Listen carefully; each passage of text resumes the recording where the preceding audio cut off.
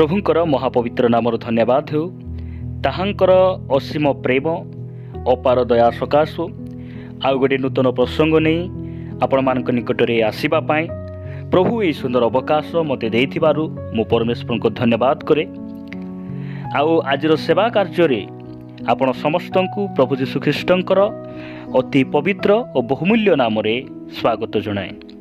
ख्रीष्टरे प्रिय भाई और भौणी माने मु विश्वास करे आपण माने प्रभु रे अछंती आपण माने भलरे अछंती एहा मु विश्वास आ आशा करे। आज मु आपण मान निकट में परमेश्वर वाक्य एक छोट प्रसंगटी रखा चाहे। आज प्रसंगर शीर्षक है आत्मिक जीवन में बढ़िबा पाई कौन करवा उचित। जड़े ख्रीष्ट विश्वासी आत्मिक जीवन में बढ़िबा पाई कौन कौन करवा उचित रही अछि। एही प्रसंग उपरे अल्प समय परमेश्वर वाक्य ठारू मु आपण मान सहित कथबार्ता हेबा पाई चाहे। परमेश्वर वाक्य कहे जो माने शारीरिक मना से माने शरीरर विषय रे मनोयोग करती किंतु जो माने आत्मिक मना से माने आत्मिक विषय रे मनोयोग करती। आमे नूतन नियमर विश्वासी भावरे नूतन नियम ख्रिस्टियान भावरे बा जड़े आत्मिक ख्रिस्टियान भावरे आमे निश्चित भावरे जानिबा आवश्यक रही जे मु प्रभु को विश्वास कली बाप्तिस्म नेली पवित्र आत्मा पाइली यह बड़ विषय नुहे किंतु मु आत्मिक जीवन में बढ़ुची कि मु आत्मिक जीवन में बढ़िबा पाई हेले मते कौन आवश्यक रही अछि।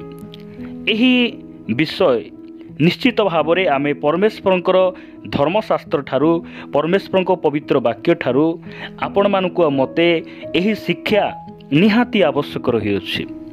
एही शिक्षा संबंध रे आसु आमे परमेश्वर वाक्य गोटे पर गोटे आमे ध्यान करी देखिबा जे आत्मिक जीवन में बढ़िबा पाई मते कौन आवश्यक रही अछि। मु आपण मानक निकट रे प्रथम विषयटी रखिबा पाई चाहे। गीत संगीता 1 अध्याय 2 आउ 3 पद मु आपण मानक निमंते पाठ करिबा पाई चाहे। एठारे ए प्रकार लिखा जाए मात्र सदा प्रभुंक व्यवस्था रे जहार आमोद थाए ओ जे दिवारात्र ताहांकर व्यवस्था ध्यान करे से धन्य। 3 पद जो वृक्ष जलस्रोत निकटरे रपित जे समय रे फल उत्पन्न करे जार पत्र ही मलिन हुए नहीं एपरी वृक्ष सदृश से हेब पुणी से जहा करे ताहा सफल हेब। प्रभुंकर महापवित्र नामर प्रशंसा हो। स्वर्गर परमेश्वर ताहांकर पवित्र वाक्य 150 गीत से आमान को लेखिकिना देइछंती। आउ 150 गीत मध्यरु से प्रथम गीत आम मान को से लेखिकिना देइछंती जे ताहांकर व्यवस्था को आमोद करिबा पाई आउ ताहांकर शास्त्र को दिवारात्र ध्यान करिबा पाई से आमान को परामर्श दियंती।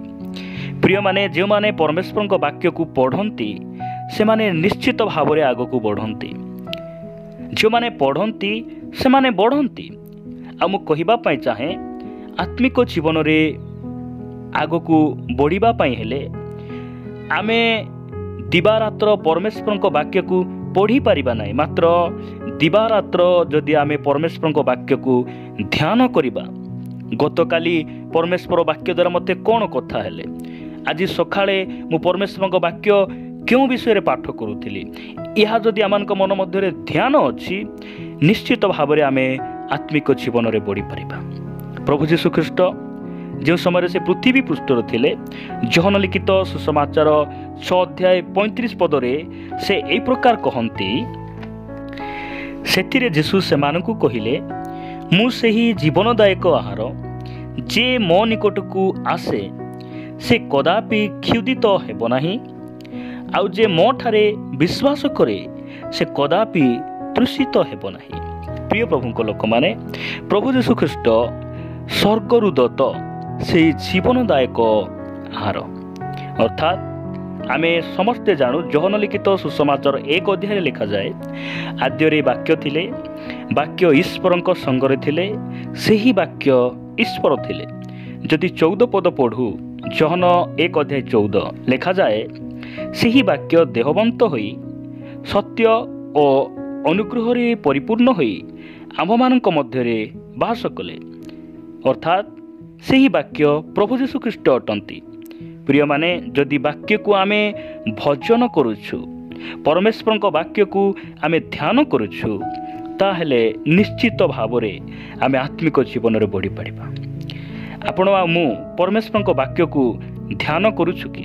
ଅନେକ ଲୋକ ବାକ୍ୟକୁ ପଢ଼ନ୍ତି, ସେମାନେ ବାକ୍ୟକୁ ଶୁଣନ୍ତି, ମାତ୍ର ଧ୍ୟାନ କରନ୍ତି ନାହିଁ। ଉଦାହରଣ ସ୍ୱରୂପ, ଯଦି ଆପଣ ଗୋଟିଏ ଥାଳିରେ ଭାତ ଧରିଛନ୍ତି, ଭାତକୁ ତରକାରୀ ଢାଳି ଆପଣ ତାହାକୁ ହାତରେ ଧରି ଆପଣ ପାଟିରେ ନେଉଛନ୍ତି, ଚୁବାଉଛନ୍ତି, ମାତ୍ର ଚୁବାଇଲା ପରେ ସେହି ଖାଦ୍ୟକୁ ଯଦି ଆପଣ ଉଦ୍ଗାର କରିଦେଉଛନ୍ତି, ବାହାର କରିଦେଇ ତାକୁ ଫିଙ୍ଗି ଦେଉଛନ୍ତି, ତାହେଲେ ଆପଣଙ୍କ ଶରୀର କେବେ ସବଳ ହେବ କି? ଆପଣଙ୍କର ଶରୀର ହୃଷ୍ଟପୁଷ୍ଟ ହେବ କି? ବଢ଼ିପାରିବ କି? କେବେ ନୁହେଁ। ଠିକ୍ ସେହିପରି ଆଜି ଅନେକ ପରମେଶ୍ୱରଙ୍କ ବାକ୍ୟ ଆମେ ଶୁଣୁଛୁ, ପଢ଼ୁଛୁ, ମାତ୍ର ପରମେଶ୍ୱରଙ୍କ ବାକ୍ୟକୁ ଆମେ ଭଜନ କରୁନାହୁଁ, ଅର୍ଥାତ୍ ବାକ୍ୟର ବାଧ୍ୟ ହେଉନାହୁଁ, ବାକ୍ୟ ଅନୁଯାୟୀ ଆମେ ଜୀବନ କାଟୁନାହୁଁ, ପରମେଶ୍ୱରଙ୍କ ବାକ୍ୟକୁ ଗ୍ରହଣ କରୁନାହୁଁ ବା ଦିବାରାତ୍ର ଆମେ ଧ୍ୟାନ କରୁନାହୁଁ। ପ୍ରିୟ ପ୍ରଭୁଙ୍କ ଲୋକମାନେ, ଯଦି ଆମେ ସେହି ଜୀବନଦାୟକ ଆହାର ଅର୍ଥାତ୍ ପରମେଶ୍ୱରଙ୍କର ବାକ୍ୟ, ଯାହାକି ଆମମାନଙ୍କର ଡେଲି ବ୍ରେଡ୍, ତାହା ଯଦି ଆମେ ପ୍ରତିଦିନ ଧ୍ୟାନ କରୁ, ତାହା ଯଦି ଆମେ ଭଜନ କରୁ, ନିଶ୍ଚିତ ଭାବରେ ଆମେ ଆତ୍ମିକ ଜୀବନରେ ବଢ଼ିପାରିବା। ଦ୍ୱିତୀୟ ବିଷୟଟି ମୁଁ ଆପଣମାନଙ୍କ ନିକଟରେ ରଖିବା ପାଇଁ ଚାହେଁ। ଏଫେସୀୟ ପୁସ୍ତକ 6:18 ସର୍ବପ୍ରକାର ପ୍ରାର୍ଥନା ଓ ନିବେଦନରେ ସର୍ବଦା ଆତ୍ମାଙ୍କ ସାହାଯ୍ୟରେ ପ୍ରାର୍ଥନା କର, ପୁଣି ସମସ୍ତ ସାଧୁଙ୍କ ନିମନ୍ତେ ଏକାନ୍ତ ଉଦ୍ୟମ ଓ ନିବେଦନ କରିବାରେ ଜାଗି ରହି ପ୍ରାର୍ଥନା କର। ପ୍ରିୟ ପ୍ରଭୁଙ୍କ ଲୋକମାନେ, ଆମେ ଆତ୍ମିକ ଜୀବନରେ ବଢ଼ିବାକୁ ହେଲେ ଆତ୍ମାଙ୍କ ସାହାଯ୍ୟରେ ଆମେ ପ୍ରାର୍ଥନା କରିବା ଆବଶ୍ୟକ ରହିଛି। ଅନେକ ସମ୍ମୁଖରେ ଥିବା ୱାର୍ସିପ୍ ଲିଡରଙ୍କ ସାହାଯ୍ୟରେ ପ୍ରାର୍ଥନା କରନ୍ତି, ଅନେକ ରବିବାର ଦିନର ସାହାଯ୍ୟରେ ପ୍ରାର୍ଥନା କରନ୍ତି, ଅନେକ ଉପବାସ ପ୍ରାର୍ଥନା ଦିନର ସାହାଯ୍ୟରେ ସେମାନେ ପ୍ରାର୍ଥନା କରନ୍ତି, କିନ୍ତୁ ପରମେଶ୍ୱରଙ୍କ ବାକ୍ୟ କହେ ଆତ୍ମାଙ୍କ ସାହାଯ୍ୟରେ। ଆମେ ଆତ୍ମାଙ୍କ ସାହାଯ୍ୟରେ ପ୍ରାର୍ଥନା କରିବାଟା ଆମେ ଶିଖିଛୁ କି? ଆମେ ଆତ୍ମାଙ୍କ ସାହାଯ୍ୟରେ ପରମେଶ୍ୱରଙ୍କ ସହିତ କଥାବାର୍ତ୍ତା ହେବା, ପ୍ରଭୁଙ୍କ ଠାରୁ ବଳ ମାଗିବା, ଶକ୍ତି ମାଗିବା, ଆତ୍ମିକ ଜୀବନରେ ବଢ଼ିବାର ଗୋଟେ ମନୋଭାବ ନେଇ ଆମେ ପ୍ରଭୁଙ୍କ ନିକଟରେ ଯିବା, ଆମମାନେ କେବେ ପ୍ରୟାସ କରିଛୁ କି? ଆତ୍ମିକ ଜୀବନରେ ବଢ଼ିବାକୁ ହେଲେ ଆତ୍ମାଙ୍କ ସାହାଯ୍ୟରେ ପ୍ରାର୍ଥନା କରିବା ଆବଶ୍ୟକ ରହିଛି, ଆଉ ଆତ୍ମାଙ୍କ ସାହାଯ୍ୟ ନେଇ ପ୍ରଭୁଙ୍କ ନିକଟକୁ ଯିବାର ଆବଶ୍ୟକ ରହିଛି। ଯଦି ଆପଣମାନେ ପ୍ରଭୁ ଯୀଶୁଖ୍ରୀଷ୍ଟଙ୍କ ଜୀବନଶୈଳୀକୁ ଦେଖିବେ, ସେ ଯେତେବେଳେ ପୃଥିବୀ ପୃଷ୍ଠରେ ଥିଲେ, ସେ 100% ପରମେଶ୍ୱର ଥିଲେ। ସେ ସମ୍ପୂର୍ଣ୍ଣ ରାତ୍ରି ପ୍ରାର୍ଥନାରେ ସମୟ ବିତାଉଥିଲେ।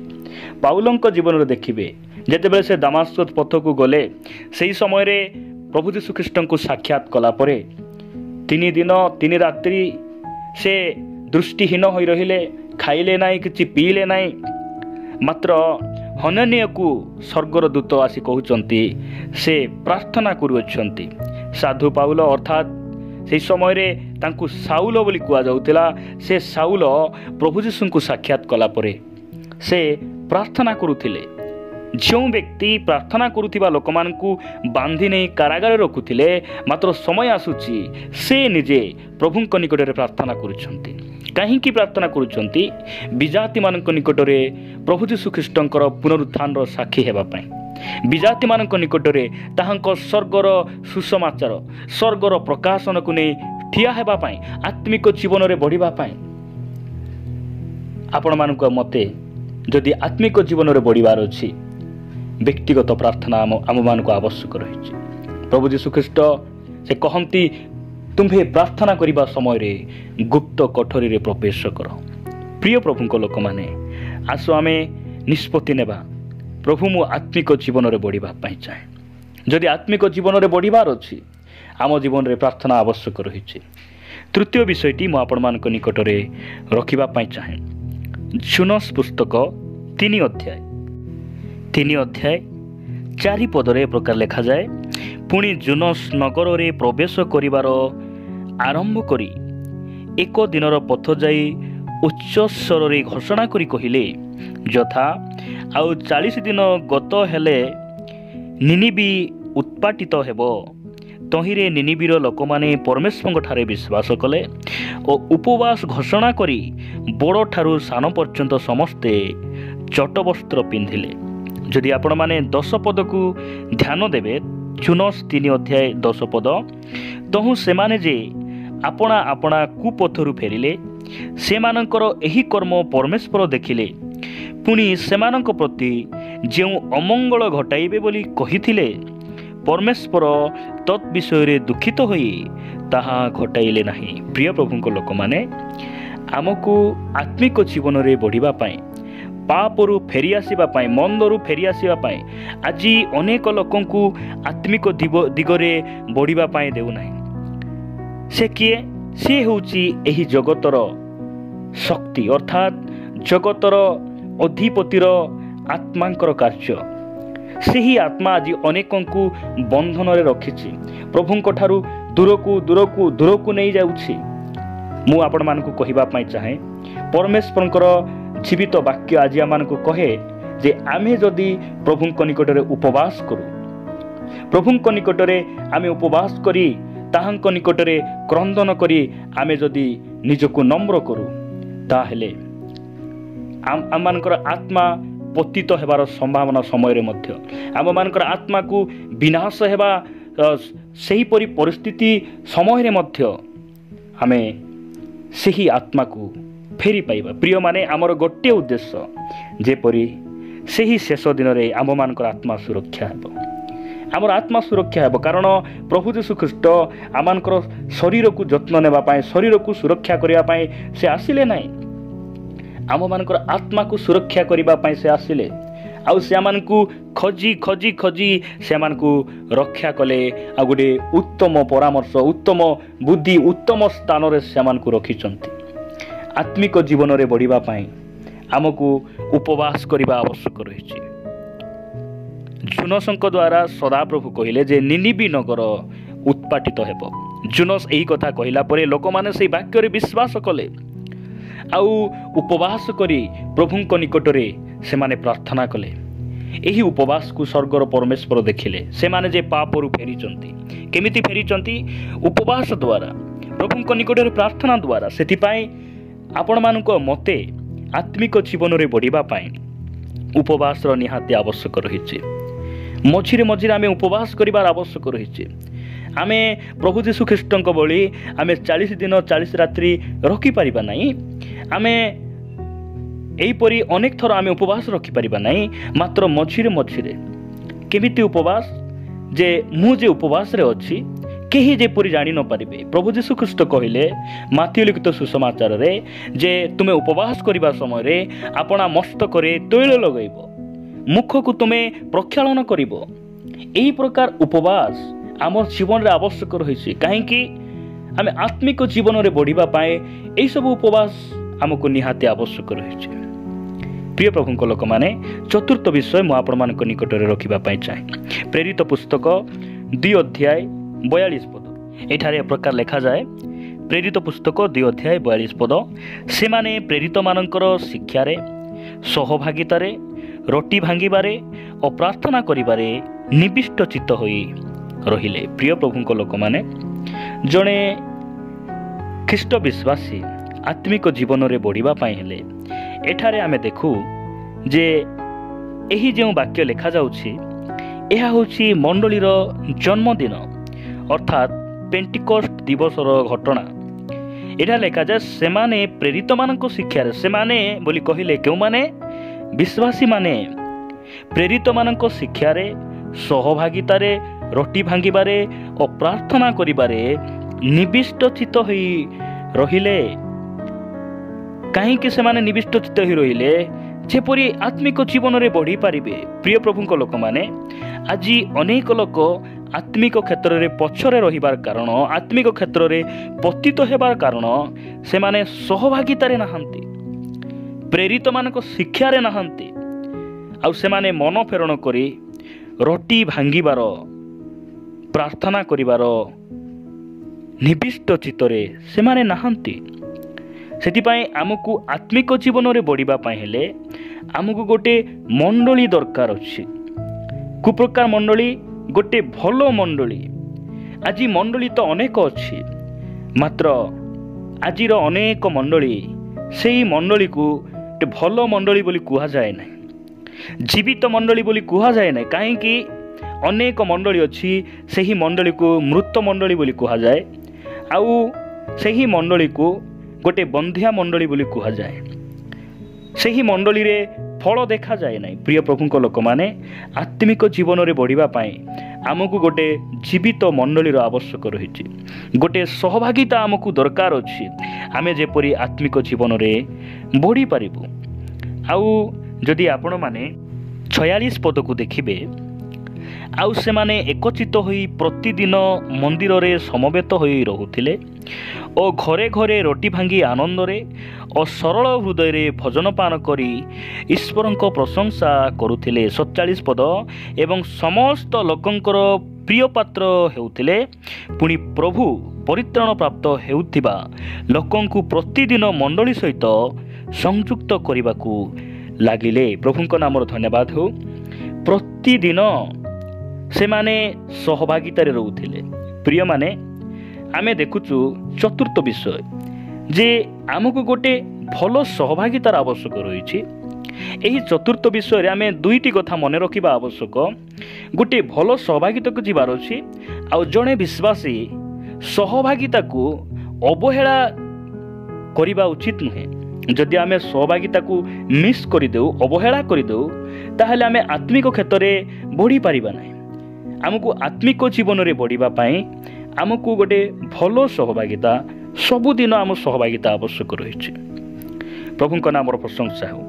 प्रिय माने मु आपण मान निकट रे रोमियो पुस्तक 8 अध्याय 2 पदरे साधु पाउल से कौन कहती आमे देखिबा। रोमियो 8 अध्याय 2 पद, कारण जीवनदायक आत्मांक व्यवस्था ख्रीष्ट जीशुंको सहभागिता रे तुमको पाप और मृत्युदायक व्यवस्था मुक्त करियछि। प्रिय माने सहभागिता पाप आ मृत्युदायक व्यवस्था आमको मुक्त करिथाय। सेतिपाई आमको सहभागिता मिस जदि करिबा, आमे सहभागिता को अवहेला करिबा, आमे केबे मध्य आत्मिक जीवन रे बढ़ी परिबा नै। अनेक लोक सहभागिता तो आसंती केवल रविवार दिन, अनेक सहभागिता आसंती सेमानक पई गोटे भल सहभागिता, गोटे प्राधान्य से माने दियंती जे केवल रविवार आउ एपरी पर्वपर्वाणी सेमिति नहीं। मात्र आद्य मंडली रे आमे देखुछु जे से माने प्रतिदिन प्रेरित मानक शिक्षा रे, प्रार्थना रे, सेमानक रोटी भांगिबारे, यही सब विषय से माने प्रतिदिन लगी रोथिले। सेतिपाई से माने केमिति होउथिले, समस्तंकर प्रिय पात्र होउथिले। आज आमे अनेकंकर प्रिय पात्र नहीं, अनेकंकर बाधार कारण अनेक लोक आज होउछन्ति, कारण से माने सहभागिता रे नाहंती। प्रार्थना अनेकंकु इच्छा लागु नहीं। प्रिय माने एई कथा सुनिला बेले आपण मानकु भल लागि न पारे, किंतु आमे एई कथा को मने रखु। जदि आमे सहभागिता को मिस करूछु, सहभागिता को अवहेला करूछु, आमे आत्मिक जीवन में बढ़िया पाए स्वप्न मध्य देखिबा उचित नुहे। मु आपण मानक निकट रे पंचम विषय रखिबा पाई चाहे। प्रेरित 17 अध्याय, प्रेरित पुस्तक 17 अध्याय 10 रु 12 पद मु आपण मानक निकट रे पढ़िबा पाई चाहे। पुणी भाई माने अविलंब रे पाउल और सिलांकु रात्रि काल रे बेराइया को पठाई देले। से माने सही स्थान रे पहुंची जिहुदी मानक समाज गृह को गले। 11 पद, थेसलोनिकी रे थिबा जिहुदी मानक ठारू एमाने सुशील थिले, एमाने पूर्ण आग्रह रे वाक्य ग्रहण कले। पुणी एही समस्त सत्य कि ना ताहा जानिबा निमंते प्रतिदिन शास्त्र अनुसंधान करुथिले। 12 पदरे लिखा जाए, तेणु सेमानक मध्यरु अनेक और ग्रीक मानक मध्यरु अनेक सम्भ्रांत महिला और पुरुष मध्य विश्वास कले। प्रिय प्रभुଙ୍କ लोक माने 11 पदरे लिखा जाए, जड़े ख्रीष्ट विश्वासी आत्मिक जीवन में बढ़िबा को हेले वाक्य को सत्य जानी ଗ୍ରହଣ କରିବା ଆବଶ୍ୟକ ରହିଛି। ବେରିଆର ବିଶ୍ୱାସୀମାନେ ଏହି ମଣ୍ଡଳୀରେ ସାଧୁ ପାଉଲ କେବେ ମଧ୍ୟ ସେ ଚିଠି ଲେଖି ନାହାନ୍ତି। ଏଫିସିୟ ମଣ୍ଡଳୀକୁ ଲେଖିଲେ, କଲସିୟ ମଣ୍ଡଳୀକୁ ଲେଖିଲେ, ସେ ଫିଲିପିଓ ମଣ୍ଡଳୀକୁ ଲେଖିଲେ, ସେ ତିମୋତି ନିକଟକୁ ସେ ପତ୍ର ଲେଖିଲେ, ତାପରେ ସେ ରୋମିଓ ମଣ୍ଡଳୀକୁ ଲେଖିଲେ। ମାତ୍ର ବେରାଇଆରେ ଏହି ମଣ୍ଡଳୀ ନିକଟକୁ ସେ ପତ୍ର ଲେଖିଲେ ନାହିଁ। କାହିଁକି? ବେରେଇଆ ମଣ୍ଡଳୀର ବିଶ୍ୱାସୀମାନେ ଜଣେ ଆତ୍ମିକ ବିଶ୍ୱାସୀମାନେ ଅଟନ୍ତି, ସେମାନେ ମେଚୋର୍ଡ ବିଶ୍ୱାସୀମାନେ ଅଟନ୍ତି। ସେଥିପାଇଁ ସେ ଚିଠି ଲେଖିଲେ ନାହିଁ। ସେମାନେ କି ପ୍ରକାର ବିଶ୍ୱାସୀମାନେ ଥିଲେ? ଯେଉଁ ବାକ୍ୟ ପ୍ରଚାର କରାଯାଉଛି ସେହି ବାକ୍ୟକୁ ସତ୍ୟ କି ନାହିଁ ଜାଣିବା ପାଇଁ ପ୍ରତିଦିନ ସେମାନେ ଶାସ୍ତ୍ରକୁ ଅନୁସନ୍ଧାନ କରୁଥିଲେ। ଆଉ ବାକ୍ୟକୁ ସତ୍ୟ ଜାଣି ସେହି ବାକ୍ୟକୁ ସେମାନେ ଗ୍ରହଣ କରୁଥିଲେ, ପୂର୍ଣ୍ଣ ଆଗ୍ରହରେ ଗ୍ରହଣ କରୁଥିଲେ। ଯଦି ଆମେ ସତ୍ୟ ବାକ୍ୟକୁ ଜାଣି ପୂର୍ଣ୍ଣ ଆଗ୍ରହରେ ପରମେଶ୍ୱରଙ୍କ ବାକ୍ୟକୁ ଗ୍ରହଣ କରୁ, ଆମେ ଆତ୍ମିକ ଜୀବନରେ ବଢ଼ିପାରିବା। ଆଜି ଅନେକ ଲୋକ ଆତ୍ମିକ କ୍ଷେତ୍ରରେ ବଢ଼ି ନ ପାରିବାର କାରଣ ବାକ୍ୟକୁ ସତ୍ୟ ନ ଜାଣି ମଧ୍ୟ ଯାହା ପ୍ରଚାର କଲେ ବି ହଁ ବୋଲି ସେମାନେ ମାନିକିନା ସେମାନେ ଚାଲୁଛନ୍ତି। ଯଦି ଆପଣଙ୍କୁ କଦଳୀ ଖାଇବା ପାଇଁ ଦିଆଯାଏ, ଆପଣ କଦଳୀ ଖାଇବେ, ତା ସହିତ ଚୋପା ବି ଖାଇବେ? କେବେ ନୁହେଁ। ଚୋପା ଆପଣ ଫିଙ୍ଗି ଦେବେ। ଯଦି ଆପଣ ଚୋପା ଖାଇବେ, କଦଳୀ ଖାଇବେ, ଆପଣଙ୍କୁ ଯଦି ଖାଇବାର ଅଛି ଥଣ୍ଡା କି କାକର, ଏଇଟା ଦୁର୍ଗନ୍ଧ ହେଇଛି ନା ଭଲ ଅଛି କିଛି ନ ଜାଣି ଆପଣ ଯଦି ଖାଇଦେବେ, ଆପଣଙ୍କର ଦେହ କ'ଣ ହେବ? ଆପଣଙ୍କୁ ସାଙ୍ଗେ ସାଙ୍ଗେ ମେଡ଼ିକାଲ ଯିବା ପାଇଁ, ଆଡ଼ମିଟ୍ ହେବା ପାଇଁ ପଡ଼ିବ। ଆଜି ଅନେକ ଲୋକ ସେହି ଖାଦ୍ୟକୁ ଅର୍ଥାତ୍ ବାକ୍ୟକୁ ନ ଜାଣି ବିଭିନ୍ନ ପ୍ରକାର ବାକ୍ୟ ଶୁଣି ଯେଉଁଟା ଶୁଣିଲେ ମଧ୍ୟ ହଁ ସେମାନେ ଗ୍ରହଣ କରି ଚାଲୁଛନ୍ତି। ସେଥିପାଇଁ ଆତ୍ମିକ କ୍ଷେତ୍ରରେ ଅନେକ ଦୁର୍ବଳ। ପ୍ରିୟ ପ୍ରଭୁଙ୍କ ଲୋକମାନେ, ଆମକୁ ଆତ୍ମିକ ଜୀବନରେ ବଢ଼ିବାକୁ ହେଲେ ସତ୍ୟ ବାକ୍ୟକୁ ଗ୍ରହଣ କରିବା ଆବଶ୍ୟକ। ପ୍ରଭୁଙ୍କ ପବିତ୍ର ନାମର ପ୍ରଶଂସା ହେଉ। ମୁଁ ଆପଣମାନଙ୍କ ନିକଟରେ 6 ପଦ ଅର୍ଥାତ୍ 6ଠ ବିଷୟ ରଖିବା ପାଇଁ ଚାହେଁ। 6ଠ ବିଷୟ ମୋ ସହିତ ଆପଣମାନେ ପ୍ରଥମ ପିତର 2 ଅଧ୍ୟାୟ 25 ପଦକୁ ଆସିବେ। ଏଠାରେ ଏ ପ୍ରକାର ଲେଖାଯାଏ, କାରଣ ତୁମ୍ଭେମାନେ ମେଷତୁଲ୍ୟ ବିପଥଗାମୀ ହୋଇଥିଲ, କିନ୍ତୁ ଏବେ ତୁମ୍ଭମାନଙ୍କ ଆତ୍ମାର ପାଳକ ଓ ଅଧ୍ୟକ୍ଷଙ୍କ ନିକଟକୁ ବାହୁଡ଼ି ଆସିଅଛ। ପ୍ରିୟ ପ୍ରଭୁଙ୍କ ଲୋକମାନେ, ପ୍ରଭୁଙ୍କର ପବିତ୍ର ନାମର ପ୍ରଶଂସା ହେଉ।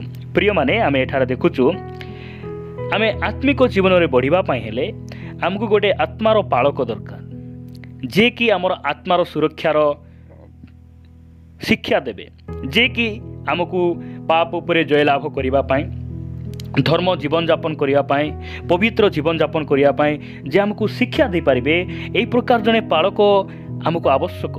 ଆଉ ସେହି ପାଳକ ହେଉଛନ୍ତି ପ୍ରଭୁ ଯୀଶୁଖ୍ରୀଷ୍ଟ। ଆମେ ସମୟ ଥିଲା ପଥ ହରା ହୋଇ ଆମେ ଗୋଟେ ହଜା ବିପଥଗାମୀ ମେଷତୁଲ୍ୟ ଆମେ ଦୂରରେ ଥିଲୁ। ମାତ୍ର ଏବେ ଆମେ ଆମମାନଙ୍କର ପ୍ରଧାନ ପାଳକ ପ୍ରଭୁ ଯୀଶୁଖ୍ରୀଷ୍ଟଙ୍କ ନିକଟକୁ ଫେରି ଆସିଛୁ। ଆଉ ସେହି ପ୍ରଭୁ ଯୀଶୁଖ୍ରୀଷ୍ଟ ତାହାଙ୍କର ମେଷମାନଙ୍କୁ ଚରାଇବା ପାଇଁ ଆଜି ଅନେକ ଆତ୍ମାର ପାଳକମାନଙ୍କୁ ସେ ମଧ୍ୟ ଆଜି ନିଯୁକ୍ତ କରିଅଛନ୍ତି।